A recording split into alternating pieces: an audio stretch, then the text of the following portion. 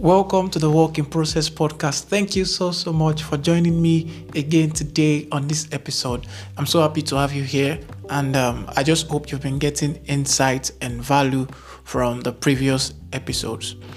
Now, it's no news for me to say that age is not wisdom, and your age is not directly proportional to your wisdom. So, the older you get doesn't mean you become wiser. That's a lie. But honestly, the society we live in today has made it so that we naturally think anyone who is older than we are is wiser. So you would hear things like, oh, you can't buy 1 year in the market. Even one day you can't buy it. You can't buy my experience. I don't have money, but I have experience. Sir, we know we can't buy it, but the way you have been behaving and the way you have been doing, we can obviously tell that you are not wise. I'm not saying you should go and tell an elderly person that, but that's basic. Like, we are looking at your life. We can't buy your age. We can't buy your experience. We also cannot buy your foolishness. So there's this part in the Bible that I actually came across when I was reading it some few weeks back. And it was talking about when the 3 friends of Job were telling him to deny God and all. And then there was this young guy there called Elihu. And you will see the story in Job 32 verse 6 to 10. This is a life principle. There was this young guy there called Elihu, and he sat down listening to all what the 3 guys were telling Job. And he said, they told me that I should allow the elders to finish talking because wisdom comes with age.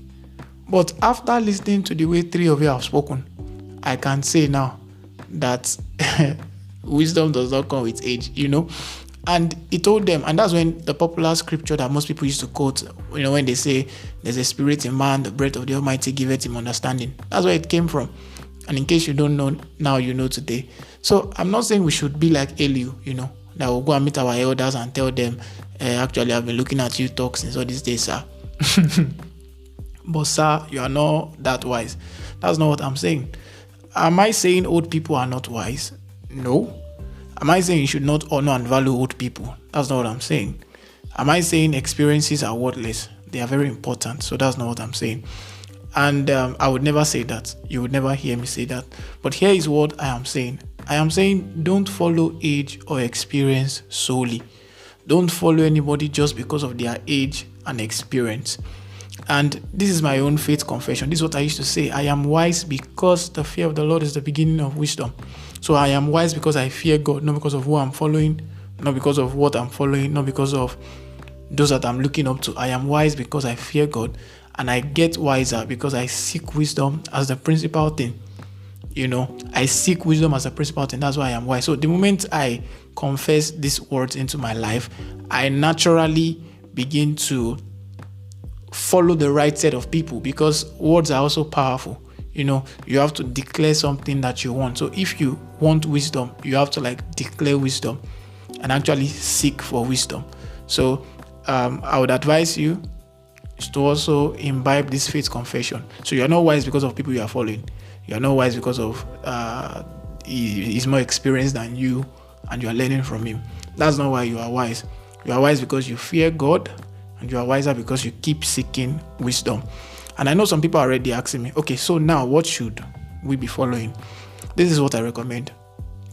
I recommend that you follow consistent patterns of living. Consistent patterns of living. You have to look at their life. You have to observe their lives. Are they living the kind of life you want to live? Is their private life aligning with their public life? If you can't see that everything aligns and not consistent, like their life is not consistent and their life doesn't have proofs, then they are not the kind of people or the kind of person you should be following.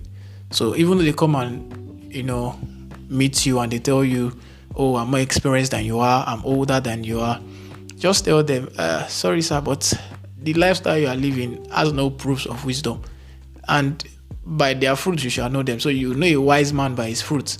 So sir, I don't see any proofs in your life, that's why I can't follow you. Please don't challenge anybody like that. But I'm just telling you, if you have somebody that is wanting you to follow them just based on experience and age, I don't think it is advisable. So now let's bring it to ourselves, our generation, we ourselves. The way you have been living your life, can you say you are wise? Can you truly say you have wisdom? Your own patterns, your own habits in the next 10, 20 years, would the younger ones look at you and say, this guy or this lady is wise? So we have to be conscious of our own patterns and habits too, so that we don't think we are wise in our own eyes, and in the long run, we're actually treading the path of foolishness. So this podcast is also about character development. So I would really advise and admonish us to consciously investigate and look into our own patterns, the way we are living our life. Is it worthy of emulation? If it is not, then you should start redirecting your steps and redirecting your path. There is still time, and you can start today. You can start right now. Thank you so much for listening to me, and I'll see you on the next one. Bye.